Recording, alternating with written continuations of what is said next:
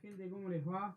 Estamos en el primer episodio de un nuevo programa, un proyecto que se desarrolló con mi amigo Ignacio Peire. Buenos días, ¿cómo les va? Este es el primer episodio de un proyecto que veníamos pensando hace mucho tiempo con mi compañero Ignacio Peire.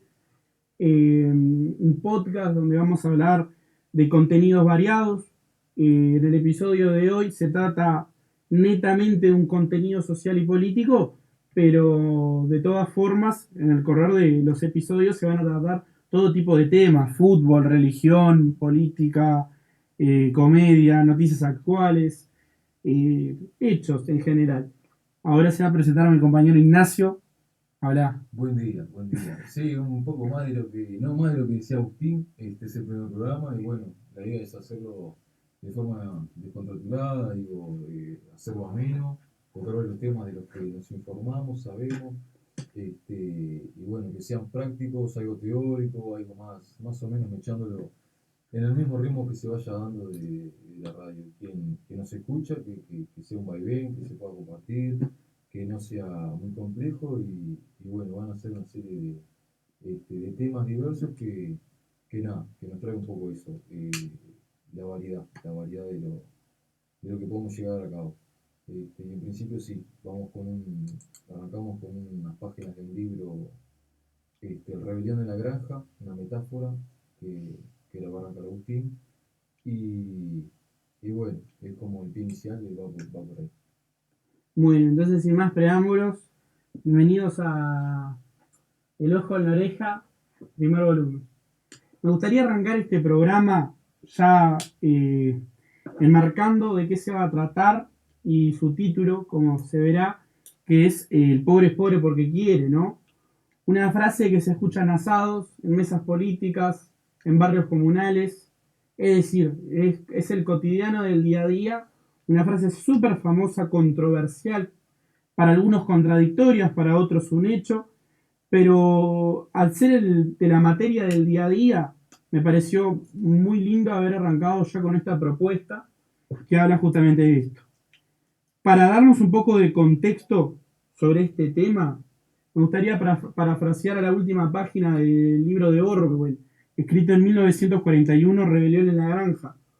Un libro con un tinte, como lo es el autor, liberal, pero que trae una enseñanza a través de una fábula muy linda. Se lo recomiendo, no para entender este podcast, sino como lectura general, ya que es importantísimo estar por dentro de este ruido y comprender la realidad en la que vivimos, ¿no? Y decía, se trata de una reunión entre chanchos y hombres que había, como dueños de una granja y los dueños de la rebelión que había ocurrido en esa granja. Dice así: pero no habían dado 20 pasos cuando se pararon bruscamente un enorme alboroto de voces. Venía desde la casa, regresaron corriendo y miraron nuevamente por la ventana. Sí, se estaba desarrollando una violenta discusión. Gritos, golpes sobre la mesa, miradas penetrantes y desconfiadas, negativas y furiosas. El origen del conflicto parecía ser que tanto Napoleón, es decir, el humano, como el señor Pillington, es decir, el chancho, habían descubierto simultáneamente un haz de espadas cada uno. 12 voces gritaban enfurecidas, y eran todas iguales. No había duda de la transformación ocurrida en la cara de los cerdos. Los animales asombrados pasaron de una mirada del cerdo al hombre, y del hombre al cerdo, y nuevamente del cerdo al hombre, pero ya era imposible distinguir quién era uno y quién era el otro. Bien, bien, bien. Creo que acá lo que podemos encontrar a través de este texto, ¿no? La diferencia más bien ética que podemos tener con los chanchos, la mezquindad, la ambición, el egoísmo, pero creo que es una, una alegoría que junto a un nexo que nos hace un denominador común entre dos clases sociales completamente distintas: los pobres y los ricos, que se unen bajo la misma frase, piensan de la misma manera por más de estar en situaciones económicas distintas, en que a uno, los pobres, no les favorece la afirmación positiva de esta frase, que es el pobre porque quiere. No sé si querrías agregar algo, Nacho. Llevarlo a forma terrenal, digo, en pocas palabras, esta metáfora vamos a desmenuzarlo un poco, ¿no? Y me quedo entonces con la idea de lo que queremos llegar. El pobre es pobre porque quiere. No estamos descubriendo la pólvora, ni mucho menos, digo, es un tema que nos marca la historia y hoy en día creo que es triste, es relevante, es importante, es debatible que la frase siglo XXI siga estando sobre la mesa. Eso es menos.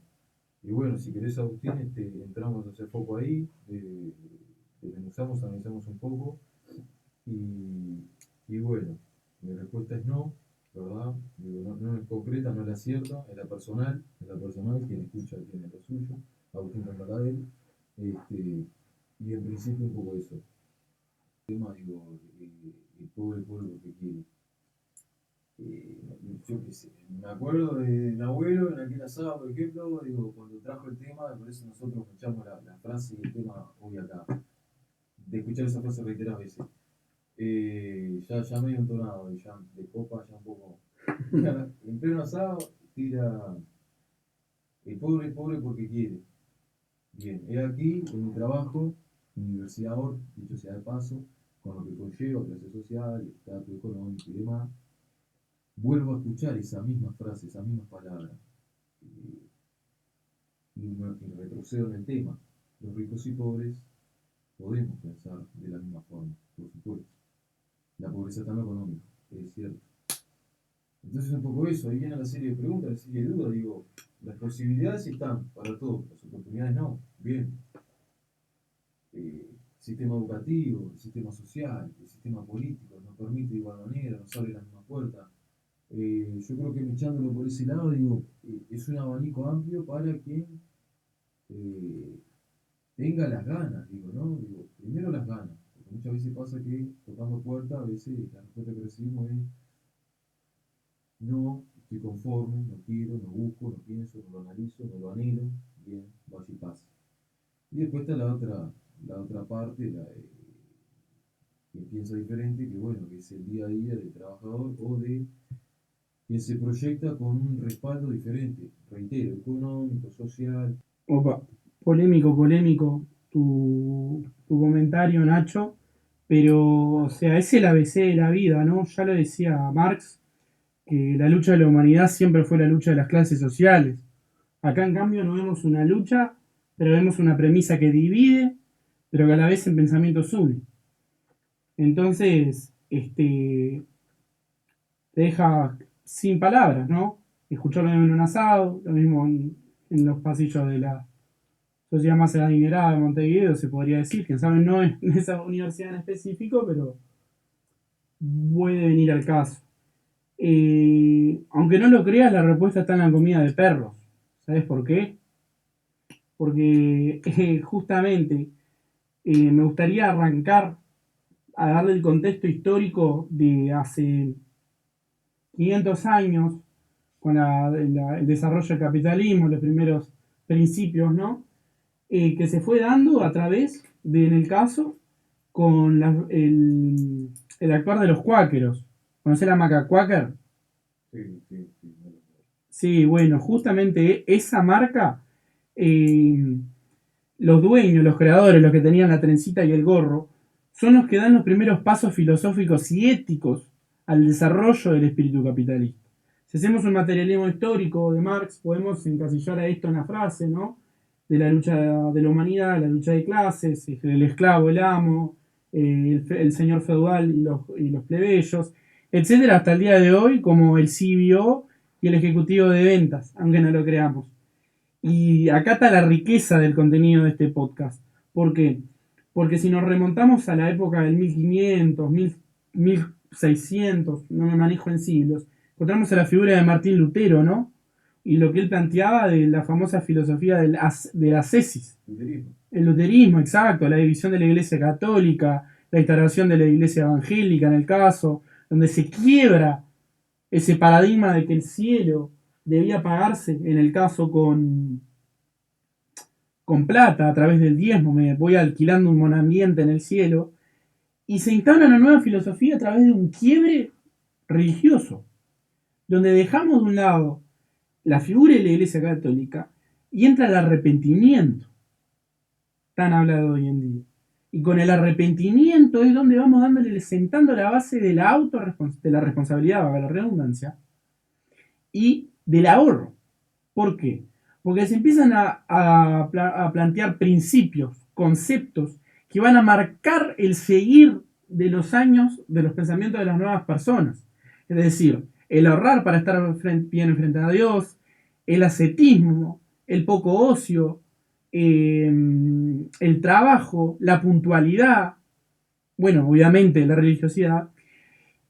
Y las marcas de John Deere, las fábricas, no empiezan con una invención de Henry Ford en la producción por masa, empiezan con un pensamiento y empiezan dentro de una iglesia. El cambio material se da a través de lo abstracto, que es el pensamiento, se concluye y se formaliza y se materializa en lo concreto. Es decir, generamos un nuevo hábito de vida y venimos a lo que pensamos hoy. Y es desde acá la raíz en donde sale esta frase, el pobre es pobre porque quiere. Pasamos de la pobreza a una cuestión estructural, como está comprobado que hoy es en día, a una cuestión individual. A una cuestión similar a lo que se planteaba en la iglesia luterana del yo, del arrepentimiento, de la responsabilidad, del soy el propio arquitecto de mi destino. Y acá es donde se pone interesante la cosa. Bien, y si hablamos de historia, entonces te soy fuerte y claro, y me gustaría entonces traer el libro de Max Weber, ¿verdad? De 1904, 1905, un poco por ahí. ¿Qué nos decía este libro? La ética protestante y el espíritu del capitalismo. La ética protestante y el espíritu del capitalismo. Tan sencillo como eso. Se basa en por qué ciertas ideas religiosas, principalmente el calvinismo, eran compatibles con un espíritu capitalista y cómo esto contribuyó al surgimiento del capitalismo, ni más ni menos. Un poco eso, mechando dos polos opuestos. Calvinismo, esa convicción, digamos, moral, donde nombra la autoridad de Dios en todas las actividades y aspectos sociales, culturales, económicos. El calvinismo lo marca, lo dice, lo protege a raíz de la religión, impecable, y nos trae el espíritu capitalista. Cómo chocan en su conducción, en su conducta tan significante. Hay una causalidad, hay una significación de dos conceptos tan diferentes. Reitero, la obra de Dios y el capitalismo puro.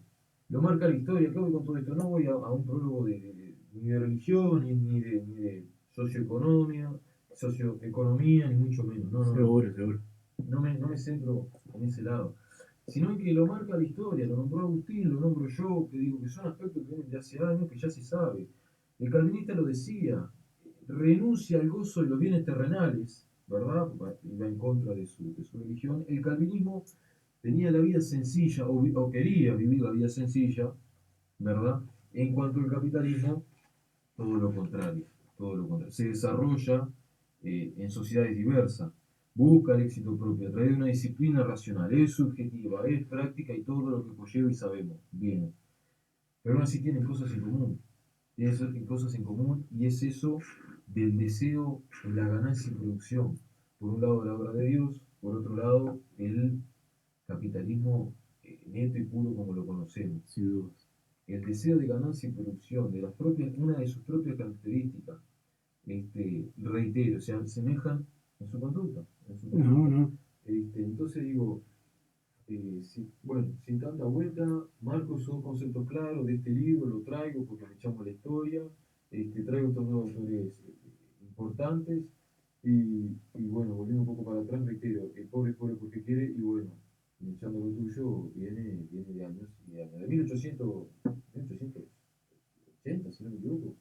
Sí, o sea, en 1880 Weber, ¿no? Padre de la sociología, junto a Durkheim y Marx, pero ya se venía gestando desde hace antes. El hecho acá es que hay una contradicción histórica y sin tantos libros y tanta densidad. Si lo queremos llevar al día a día, ¿no? Bueno, 2024, pelota al frente. ¿Cómo entendemos y comprendemos esto? Hace 300 años podría ser así, pero ¿por qué se sigue repitiendo? ¿Y dónde se visualiza? ¿Y por qué no tiene razón la frase? ¿O por qué tiene? Yo me voy a algo básico, ¿no, Nacho? Si yo mañana voy a La Teja y con un megáfono digo, vamos a levantarse, vamos a ser ricos, se solucionaría el problema.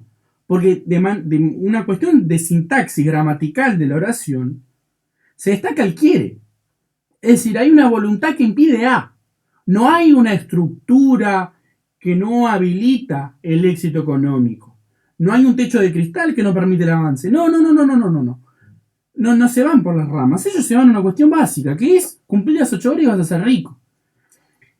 Y no me quiero ir ni muy lejos, ¿no? Lo podríamos nombrar fácilmente acá en Uruguay. Bueno, vemos sin dudas, traemos a datos, ¿no? Antes del Frente Amplio, 40% de la pobreza.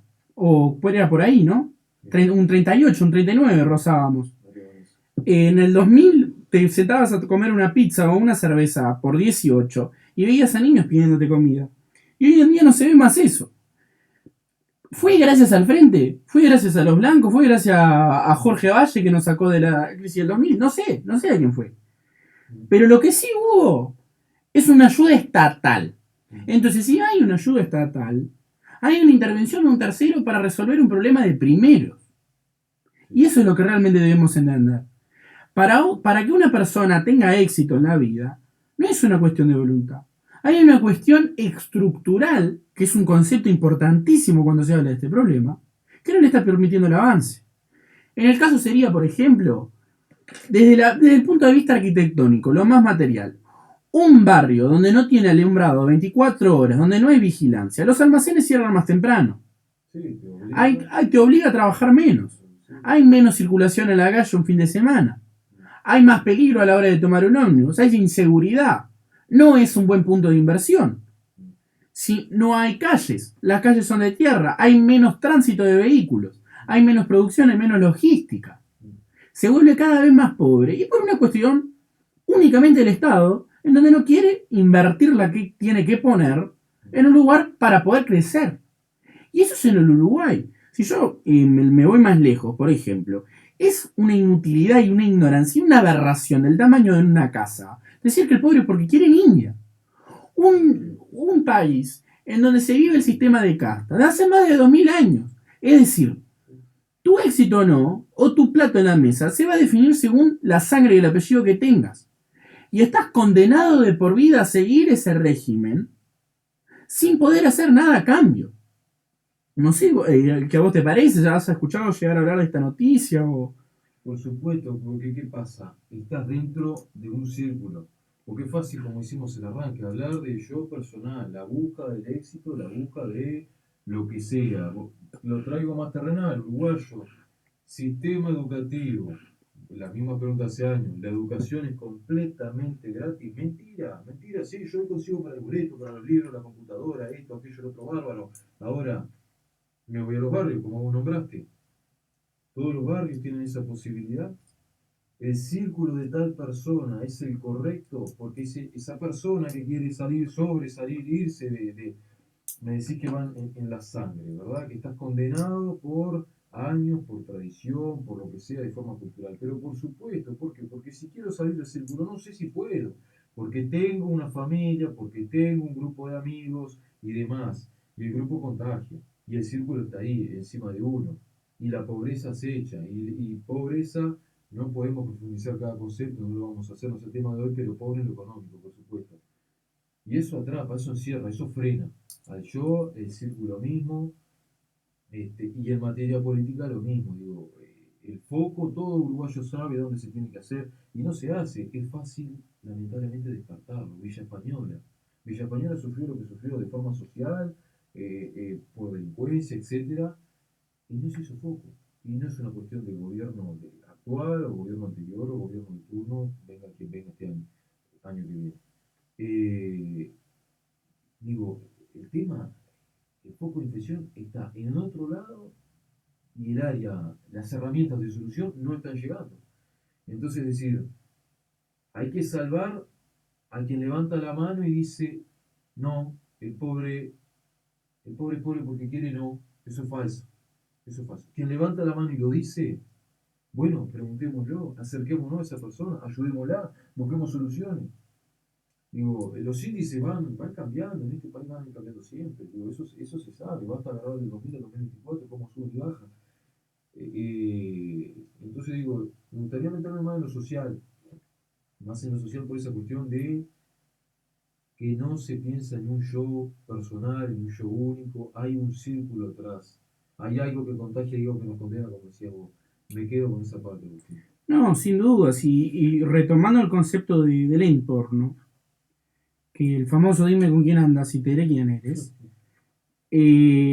tampoco se debe resumir solamente a eso. Abre el abanico de una incógnita principal del programa, si es posibilidad o si es querer la pobreza. Entiendo, entiendo. Y yo me pregunto, hoy en día tenemos a la biblioteca Plan Cebar, porque tampoco quiero marcar la cancha en este programa y decir, no, no, el pobre es pobre porque no quiere, sino porque no tiene las posibilidades. No, no, no, no, no, no. También hay una responsabilidad personal de intentar terminar con el entorno mediocre en el que vivo. Tener la voluntad. Y hoy en día en Uruguay, si me preguntás a mí, Agustín, por más que diga que el pobre es pobre porque quiere, yo te diría que el pobre es pobre porque sí quiere en el 2023. Y puedo afirmarlo sin dudas.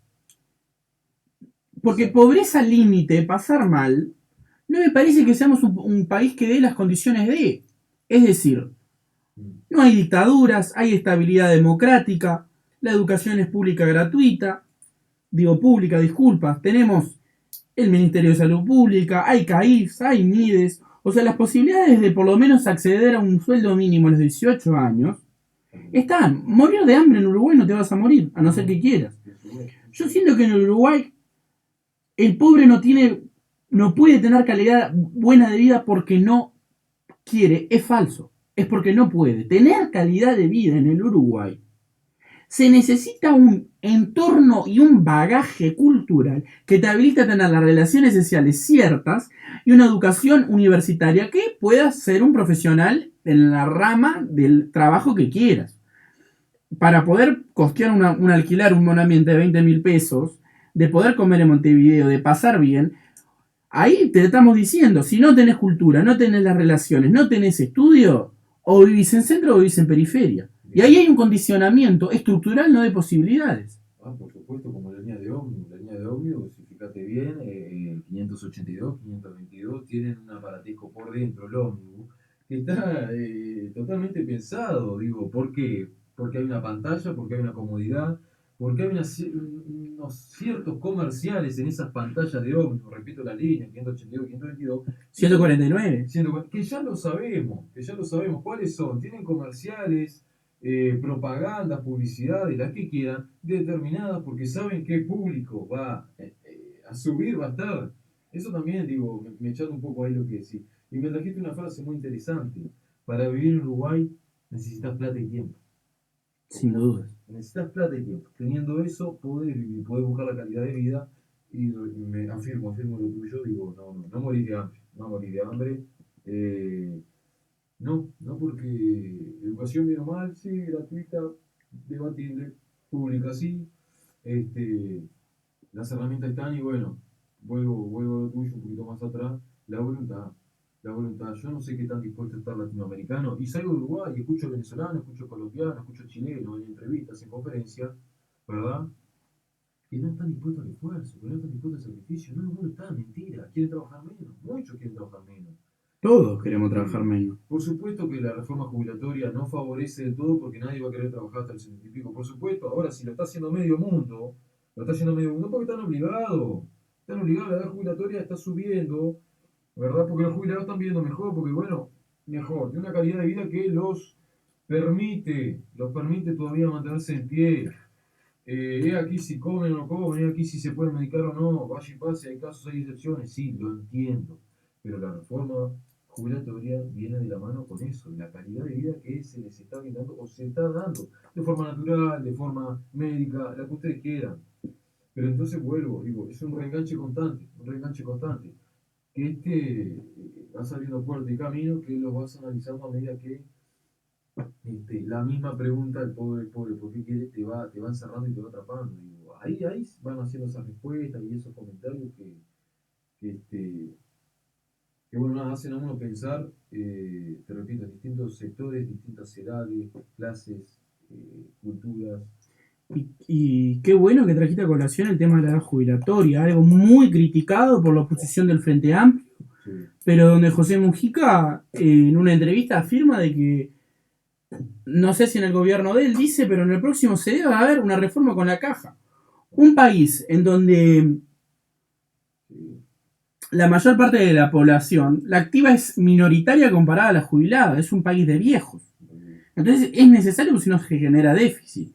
Está bien o está mal, va de vos. Pero en la caja jubilatoria, antes de votar o el sí o el que no, en la votación, vos tenés que votar por ti mismo antes. Y es, no voy a trabajar toda mi vida para depender de una jubilación. En el trayecto de trabajo, te haces tu ahorro para que hoy o si mañana Uruguay se funde, no se funde. Vos ya tenés tu teca pronta. Y esa es una cuestión de que me trae a colación otro tema, de la frase inicial que comenté de un problema, una ayuda de terceros que soluciona problemas de primeros. No se puede dividir el plano en donde el tercero actúa como primero, ayuda al primero y no da voz ni voto al primero. Porque cuando hay mucha ayuda del tercero, condiciona al primero. En Brasil se vio, Lula ganó unas elecciones diciendo que iba a conseguir asado para todos los domingos. Un populismo barato, que obviamente se refiere al asado, una cuestión de comida, de bienestar para los pobres, pero donde vemos el nacimiento del pobre es pobre porque quiere, no por una cuestión histórica, no por una cuestión del día a día, sino por el efecto y el reflejo del Estado benefactor iniciado con los colorados del 1907 y 1912. En donde se dice que todos los uruguayos deben pasar bien. No, mentira, hay uruguayos que tienen que pasarla mal si no la pelean. Se tiene que correr la coneja todos los días. Entonces, ¿es el Estado benefactor la solución para el problema de los primeros? ¿O genera un problema mayor? Un problema para los segundos, un problema para los intermediarios, un problema para las empresas, un problema para el trabajo, para la logística, para la arquitectura, para la construcción y para principalmente para el pensamiento de un país, en donde estoy constantemente dependiendo de un MIDES, estoy dependiendo de una reforma, estoy dependiendo de una comuna vecinal y no estoy haciendo la mía. Sí, sí. Digo, es una cuestión estable. Un poco acá, un poco allá. Tiene que ser un 50 y 50. Yo, quien habla, fulano, mengano, vecino, un 50 y un 50. Sí, el Estado sí, pero lo propio, lo mío, mi trabajo, de la puerta para adentro y de la puerta para afuera, me manejo yo, busco yo, lo soluciono yo, ni más ni menos. Me hablaste de ahorro, de respaldo, que hoy no está. Y yo te voy a tocar dos temas, dos temas. Un ahorro que el uruguayo no conoce el ahorrar, cada año consumismo, primero. Sea jubilación, estemos hablando de jubilación o no, estemos hablando de juventud o no. El ahorro, el respaldo propio, el cuidado, me hablaste de un país que se pueda fundir o que no se pueda fundir. Bueno, tengo mi respaldo, reitero, tengo el ahorro. Ahí podemos entrar en el tema del comunismo si querés, consumismo si querés. Tenés la otra pieza, se me fue ahora, no puedo recordar. Eh, el consumismo, bien, Sí. consumís, no ahorrás. Te dejás llevar por el mal gasto, de lo que sea, los aspectos que sean, los malos usos y después las pretensiones, ¿verdad? Las pretensiones. A mí me tocó escuchar, digo, en más de una ocasión, gente que trabajaba en el MIDE, ¿verdad? Con, bueno, con personas que ya residían ahí, vivían ahí ya hace mucho tiempo, y pasó una situación, una frase que se quejan, que pretenden que la heladera está llena, que el lugar está cómodo. Pasó que se fue el internet y se vinieron a quejar, protestando dentro de lo que ya es su hogar. Hasta que el funcionario lo mira una y otra vez y le pregunta, pero, bueno, no pagaste la factura. ¿Qué pasó? No, te olvidaste de pagar. Es aquí esa pequeñez, ese detalle, como lo que viene de afuera ajeno acomodaste tanto a la persona que se le hace propio. En cuanto no lo es, en cuanto no lo es. Por eso reitero, hacerlo estable, que sea un país, que sea 50 y 50. Y bueno, y lo otro es que se habla de familia, que se habla de hijos. Y esto será tradicional, esto será radical, y que lo tome quien lo tome. ¿No? La vuelta de la vida para la gente joven son muchas, yo lo entiendo, y las decisiones a veces no son las propias, lo entiendo también. Pero digo, usted habla de familia, usted habla de hijo, habla de un pleno camino ya 30 y pico años para más, y no tiene casa propia, y no tiene trabajo estable, y tiene hijos, y tiene familia, y demás. Pero eso lo decide usted, ¿verdad? Cuando toca la puerta y consulta, sí, quise tener una familia. Y el famoso tema, pero asegúrese el techo, asegúrese la comida, asegúrese el vehículo si se quiere, asegúrese un respaldo. social, económico, asegúrese algo antes de generar familia y que se vuelvan todos enemigos después. Digo, y esto se ve en el día a día, por eso es un tema tan tocable y lo hablamos nosotros, lo charlamos nosotros ahora menos, como quien hablase de un domingo más. Pero va por ahí, digo, a veces va por la falta de, ¿será educación? ¿Será conciencia? No sé. Sí, a mí me parece perfecto la respuesta que das al 50 y 50. A mí me parece que no se debe materializar en porcentaje. Vos sos el 100 Sí, y lo que venga de afuera es ganancia. también. Punto. Vos tenés que conseguir tu techo, vos tenés que tener tu jubilación, vos tenés que tener tu salario. Y si el Estado da, es profit, es ganancia. Es decir, no lo podés anotar en tu libro de haberes. No se puede anotar ahí. Es porque es como jugar a la ruleta y apostarle al negro. Ah, si el Estado me da 2 litros de leche, también me puede dar 4, me puede dar 5, pero como que no te puede dar ninguno. Disculpas. Totalmente. Entonces el punto está ahí. El punto está en que vos tenés que hacer la tuya. Y hablando tanto de la tuya, de la responsabilidad, y disculpa que cerremos la idea, otro problema, la meritocracia. ¿Debo ser yo completamente la rienda del pingo que conduzco? ¿Soy yo el que va a decidir mi mañana? ¿Tengo yo la capacidad de lograr lo que yo quiero? ¿Será realmente así? ¿O hay cosas que me condicionan también? ¿Arrancan la misma carrera, el mismo punto de partida? ¿El hijo de un peón de estancia de Tacuarembó? ¿O el hijo de un médico en Montevideo que vive en Positos? La burocracia pura, sí. ¿Tienen los dos el mismo tramo, los mismos obstáculos, las mismas conexiones? Obviamente que no. La intención de este programa es no caer en oposiciones o en blancos o negros. Acá tienen que haber grises. En la sociedad hay grises, no es como Maradona que piensa que la vida es negro o blanco. Acá sí hay grises y en los grises está la respuesta. Necesitas salvar a los dos. Esa persona viene a con sin herramienta, el Estado que aparezca y abre camino. Y abre camino. Ahí sí, ahí va un poco por ese lado, te entiendo. No, obviamente, y además de eso, es algo que se ve ahora en TikTok, en Reels y en la motivación y en el crecimiento personal. Y vos le estás prometiendo un reino a un creyente. ¿Y qué no va a suceder? Vos tenés que ser consciente, si sos clase media, bueno, podés avanzar a clase media alta, en porcentaje de probabilidad normal. Y la pobreza se da también en parte gracias a eso. Es decir, en los primeros 3 años, para que tengan una idea, se desarrolla gran parte de la materia encefálica que va a tener una persona, por ende, su coeficiente intelectual también. ¿Tiene la misma alimentación en la niñez el chico del interior o el hijo del médico en Positos? ¿Van a desarrollar la misma inteligencia que le va a dar las habilidades necesarias para crecer? ¿O no?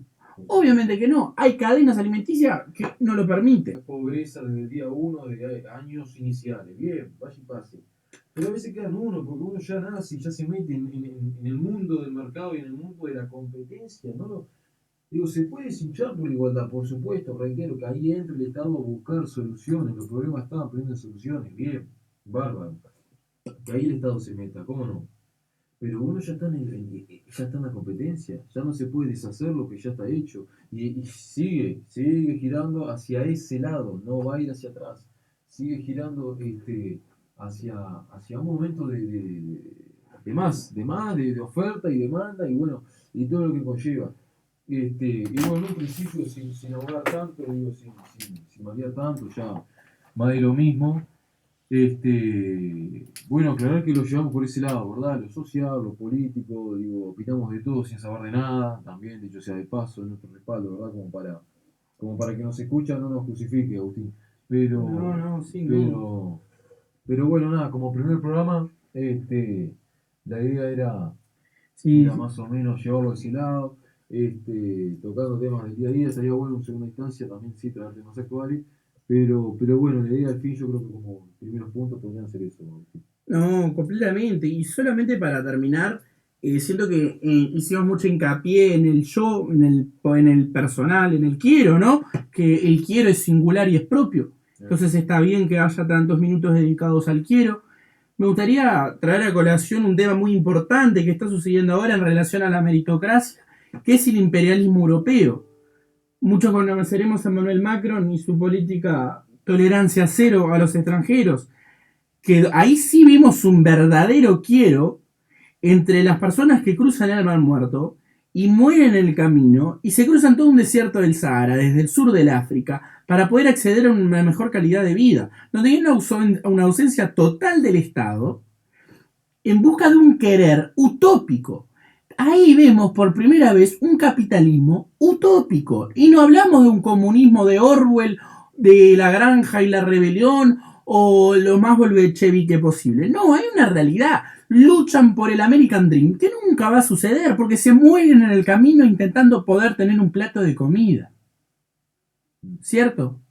Entonces, ¿por qué tolerancia cero a un presidente que un país que históricamente se dividió África para poder sustraer sus riquezas y condicionarlos geopolíticamente a la pobreza? Con colonias que hablan su idioma, donde vemos una apropiación cultural, donde vemos gobiernos de presidentes afines a estos países, que son los primeros que no permiten su entrada. Se genera un racismo, xenofobia, y donde se resguardan cuando suben la tasa de inseguridad a los inmigrantes ilegales. Pero no se soluciona el problema como hace Donald Trump construyendo y construyendo muros. Se soluciona sacándosela un poquito a estos países donde se contaminó con su imperialismo. Y sin nada más que agregar, creo que si te falta algo, por acá sería el programa. Los esperamos en el próximo. Capaz que se hable de fútbol o de religión. No tenemos un cronograma ya definido, pero agradecemos mucho a todos los que se quedaron hasta el final del programa, escuchándonos, dejando un poco del tiempo de su día a día para prestarnos atención a nosotros, que queremos remarcar, opinamos sin saber, somos todólogos, pero que nos parecen propicios estos momentos, estas instancias, para por lo menos sembrar la pregunta en quien escucha. De ahí si el contenido es bueno, si marcamos la cancha, si ya damos una respuesta, eso es indiferente. Usted se preguntó por qué, y el por qué es la paga de nuestro programa. Muchas gracias.